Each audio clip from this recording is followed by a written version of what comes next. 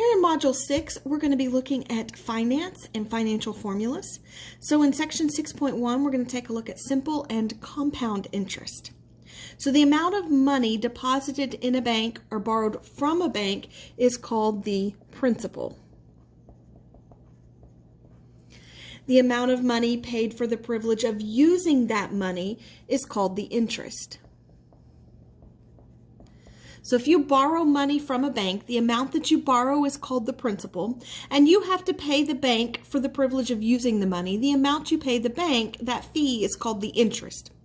And you know, if you invest money into a bank, that the money doesn't just sit there waiting on you to come back. The bank uses your money. And in order to use your money, they have to pay you that fee, that interest.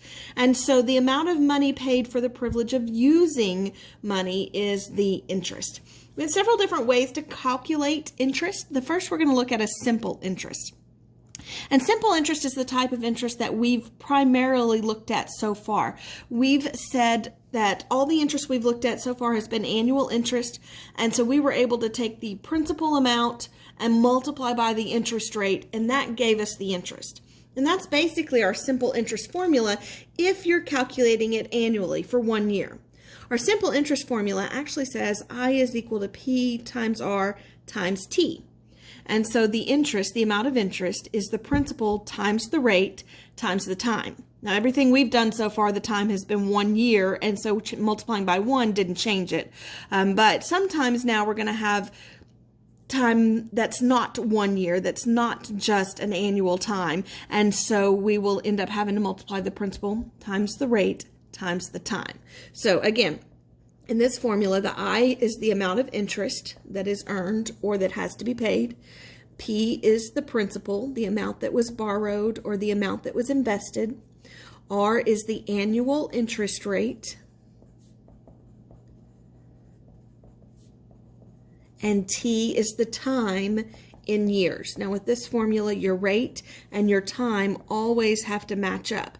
And with this book, we're always given an annual interest rate, which means we always have to report our time in years. So here's an example. If you borrow $2,000 for 2 years at 9% simple interest rate, how much interest will you owe? So it says simple interest. So we know we're going to do the simple interest formula. And so in this case, my principal was $2,000. My rate is 9% as a decimal. That would be 0.09. And the time in years, 2 years, so that would be 2. And so we multiply and we end up with 360. So $360 is the amount of interest that we will owe on this loan.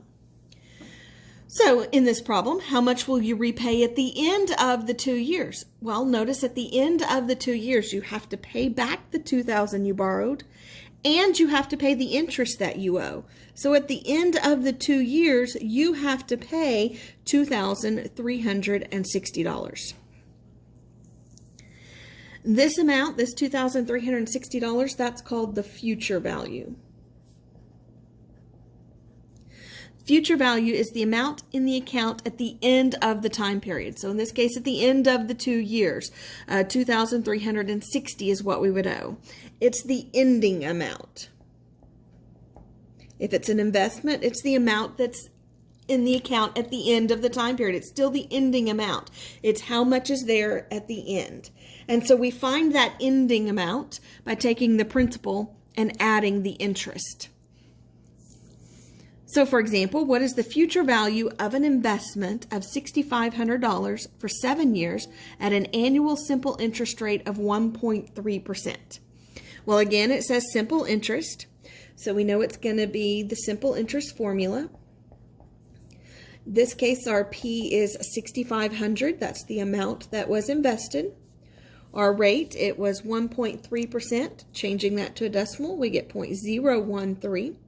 And our time in years, it was 7 years, so our time is 7.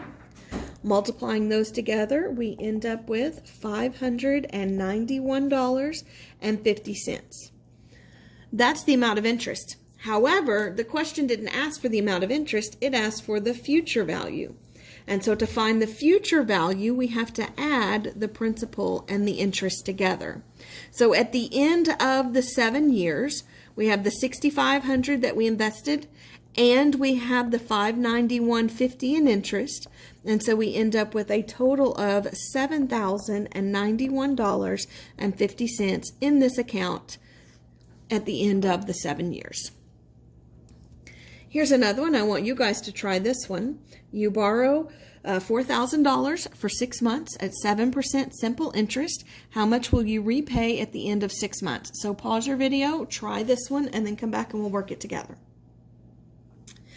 All right, so again, it's simple interest. So we know our interest formula is I is equal to P times R times T. In this case, our principal is $4,000. Our rate is 7%, so 0.07.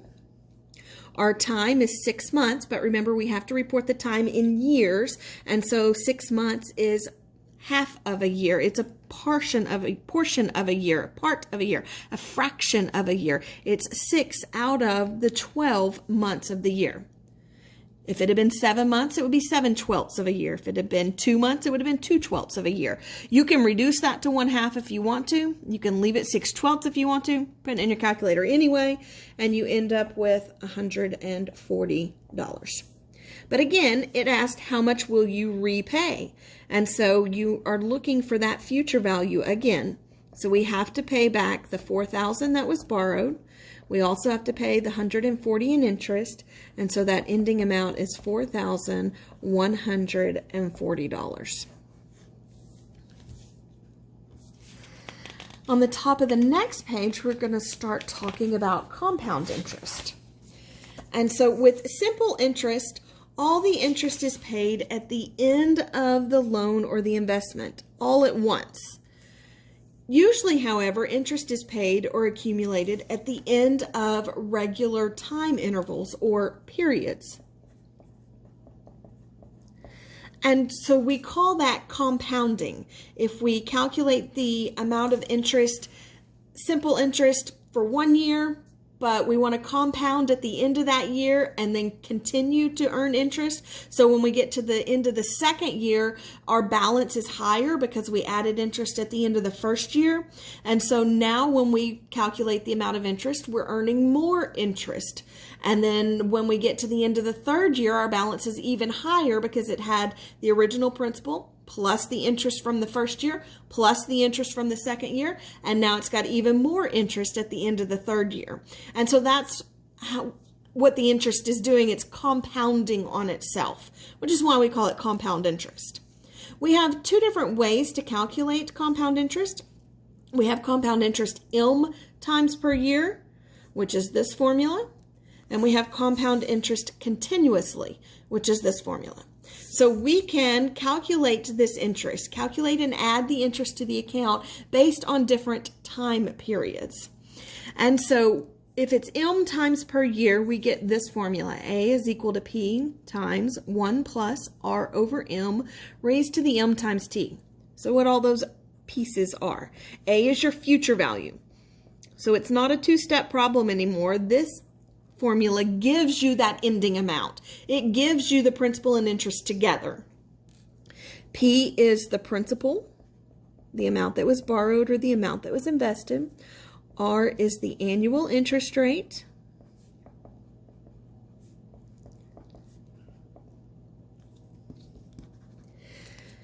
We have a new variable here. We have the variable ILM. ILM is going to be the number of compounding periods per year. How many times per year are you compounding?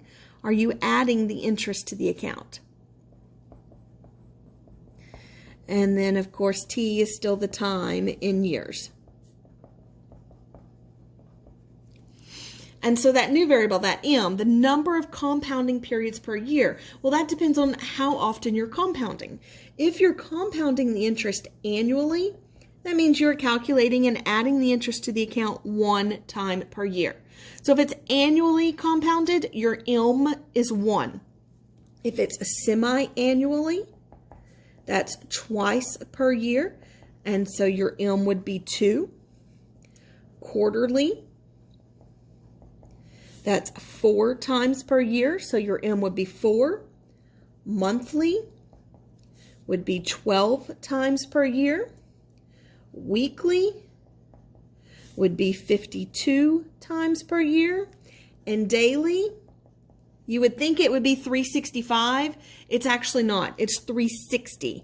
Most banks and lending institutions use 360-day year instead of 365-day year for several reasons. One of the main one is when they do short-term loans, they do 30-day, 60-day, 90-day, and those are easier to calculate out of a 360-day year. 30 out of 360 is easier than 30 out of 365.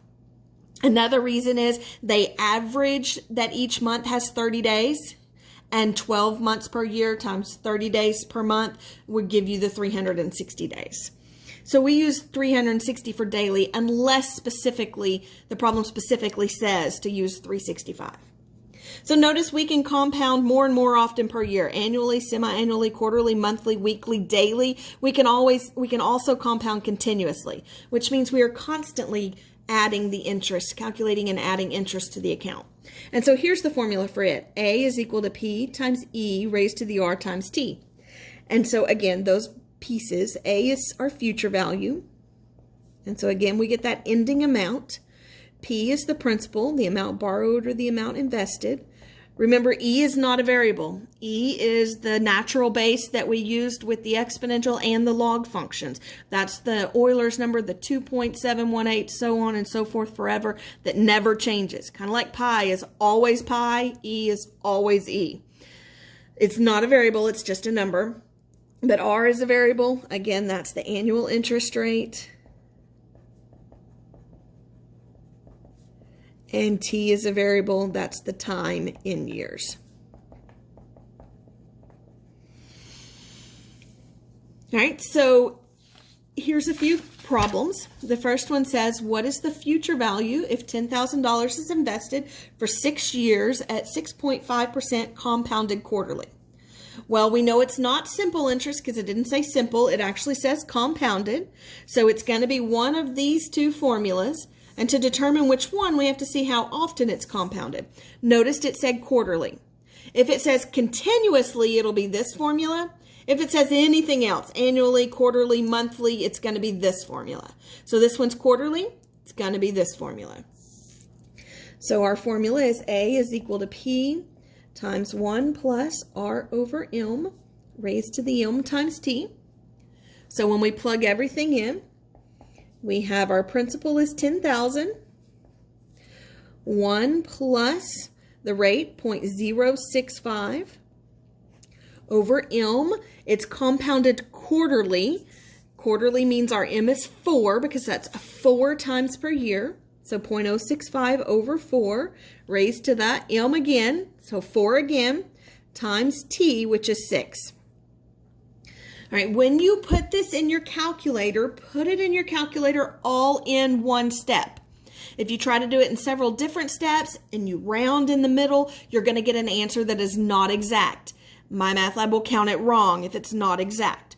So put it in your calculator all in one step so that you don't round until the very end and you get the exact answer. So when you're putting it in your calculator, put it in exactly the way it's written. 10,000 times, open parentheses, 1 plus 0.065 divided by 4, close parentheses, the caret key or the y to the x key, and then for the exponent, either go ahead and put in 24 or put parentheses around the 4 times 6 so that you're raising it to the 24 and not just raising it to the 4 and then multiplying that answer by 6. So we want to raise it to the 24, so make sure you have 4 times 6 in parentheses as well. So when you put that in your calculator all in one step, you should end up with $14,723.58. So at the end of the 6 years, when we invested $10,000 at this rate compounded quarterly, we should have $14,723.58 at the end of the 6 years. On the next one, what is the future value if $10,000 is invested for 6 years at 6.5% compounded continuously? Notice it's pretty much the exact same problem, same principle, same time, same rate. The only difference is how often it's compounded. It's compounded continuously this time, which means we're going to use the continuously compounded formula. So we get A is equal to P times E raised to the R times T. And so again, plugging in 10,000 for our P times E raised to the R, which is 0.065, times T, which is 6. Again, put it in your calculator all in one step. 10,000 times, press your E button, then it should raise it to, and then again, you're going to want to put parentheses around the 0.065 times 6. So you're raising it to the entire product, not just the first part. And then when you put that all in your calculator and round at the very end, you should end up with $14,769.81.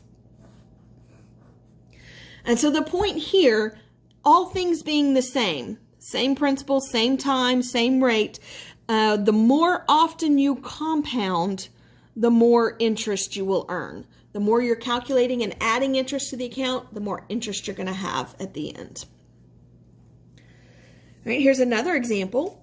What interest will be earned if $6,300 is invested for 3 years at 12% compounded monthly? Well, it's compounded, and this time it's not continuously, it's monthly, so that's going to be the M times per year.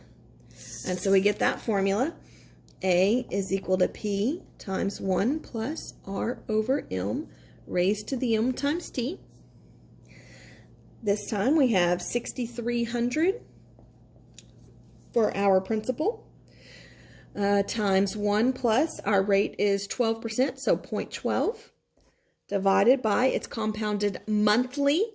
That would be 12 times per year, so our M is 12. Again, our M is 12 times 3 years for our T.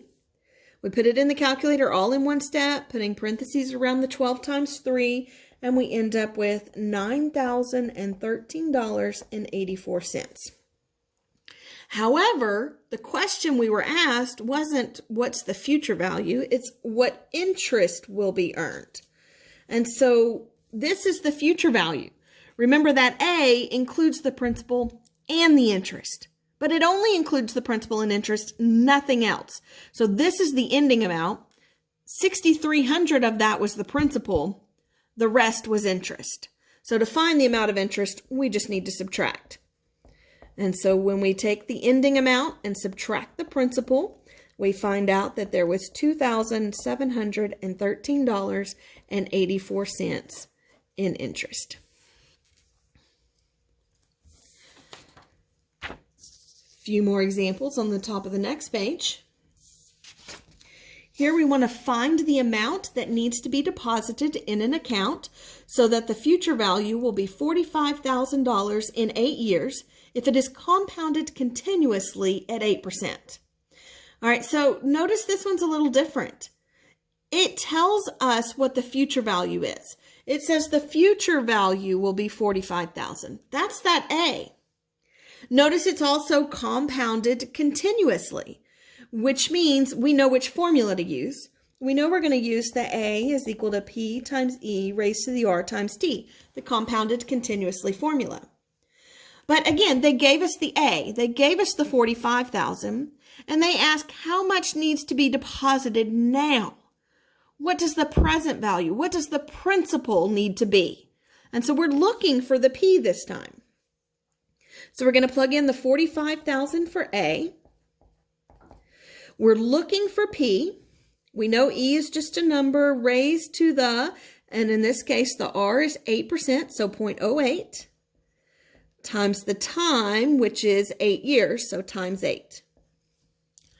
All right, so we're looking for P. Notice what we have here is P times some number, right? This is all just one number. Whatever E to the 0.08 times 8 is, we can put that in our calculator. We know we can figure out what number that is. So we have P times some number is equal to 45,000. So to find out what that P is, we just divide both sides by that number. And so we're going to divide both sides by E to the 0.08 times 8, whatever that happens to be. But if we put it in our calculator all in one step, we'll get a more precise answer. So we take the 45,000, we divide by the E to the 0.08 times 8, and we end up with $23,728.16. And so if we deposit $23,728.16 into this account today, it will grow to the $45,000 that we want in 8 years. Same idea on the next one. I want you guys to try the next one though. This time we're looking for what present value, what needs to be deposited today, that will grow to $10,000 if it is invested for 10 years at 6% compounded semi-annually. So pause the video and try this one.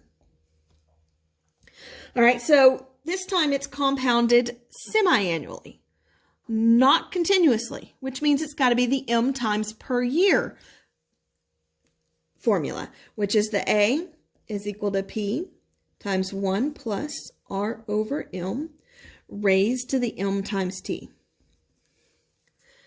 Again, we're looking for the present value. We're looking for what do I need to deposit presently. We know that the ending amount is 10,000. That's what we want to have in the future. That's our future value. We're looking for P. We know that R is 0.06.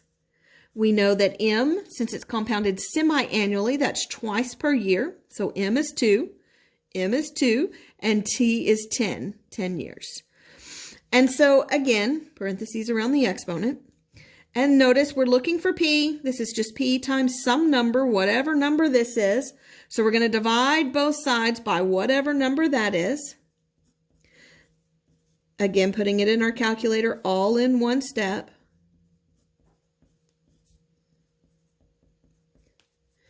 Cancels over here. We get P is equal to 10,000 divided by open parentheses, and then put all of that in your calculator, and you should end up with $5,536.76.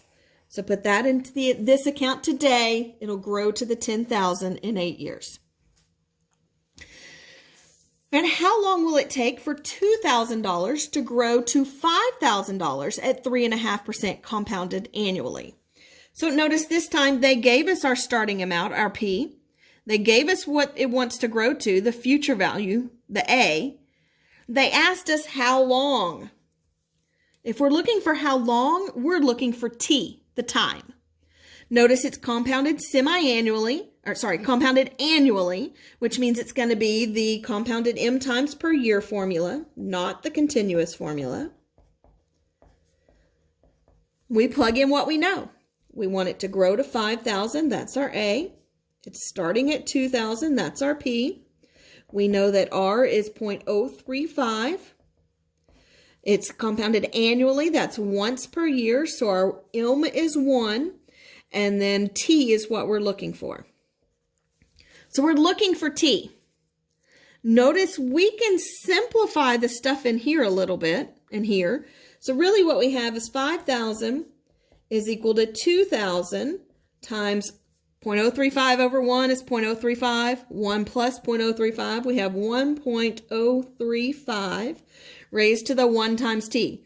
Well, that's just T, right? Looks like those exponential equations that we just learned how to solve. So we know how to solve for T. First, we have to isolate the exponential. So we have to divide both sides by the 2,000. And so 5,000 divided by 2,000 gives us 2.5 is equal to 1.035 raised to the T. And then to solve an exponential, we have to rewrite it as a log. So when we rewrite it as a log, notice we get log of the same base. We keep the base, 1.035, of the 2.5 is equal to T. And so then you can just put this in your calculator. If your calculator won't do bases, 1.035 won't do bases other than 10 and E, you can use the change of base formula where we did log 2.5 divided by log 1.035. And either way, we end up with our T being 26.6 years. So it would take this account 26 2/3 years to grow from $2,000 to $5,000. Same idea on the next one. I want you guys to try this one. You need 50,000.